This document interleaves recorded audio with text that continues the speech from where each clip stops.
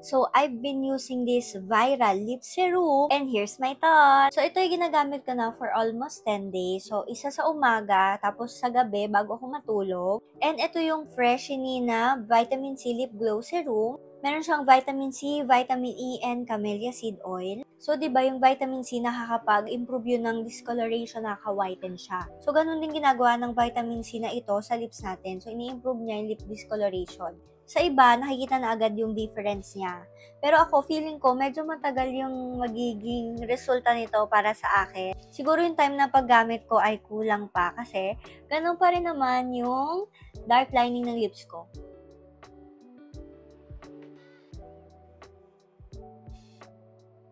So, ito yung close-up natin. Naisip ko rin na yung vitamin C kasi, di ba sa mukha, naglalagay din kasi ako noon. So, kailangan ko siyang i-pair ng sunscreen. Kasi di ba naglalighten nga dapat. So, dapat may protection tayo from UV rays, ganyan. So, parang ganun din dapat sa lips. So, dapat may ka-partner to na parang lip screen. Ayun, kaya siguro hindi siya naging ganun ka-effective sa akin para mag-lighten yung lips. Pero, wala akong problema dito sa hydration.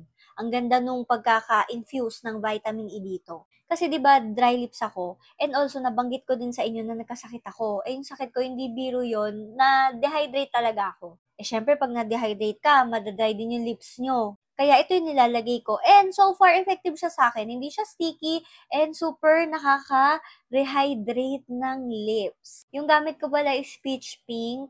And ang ganda din naman talaga na effect niya. Meron lang siyang kaunting tint. Pero I don't say na talaga nag-stain siya or nagiging long-lasting siya. So, parang ano lang talaga siya, lip glow, lip serum, ganun. But yeah, nakatulong talaga to sa akin. Hindi nag-dry talaga yung lips ko. And ang ganda nung kanyang nozzle. Sobrang sakto sa lips. Tsaka madaling linisin. So, ayun lang naman yung aking honest review dito. Yun yung experience ko. Gagamitin ko pa to ng matagal. And meron akong extra dyan, bumili ako kasi nagandahan naman talaga ako sa kanya. So, para mag-lighten ito, ayan, yung dark lining lips ko, is papartneran ko siya ng lip screen. Baka maging effect-effect pa lalo. So, ayun. Madami din tong shade. Try nyo na lang din kung ano yung bet nyo doon.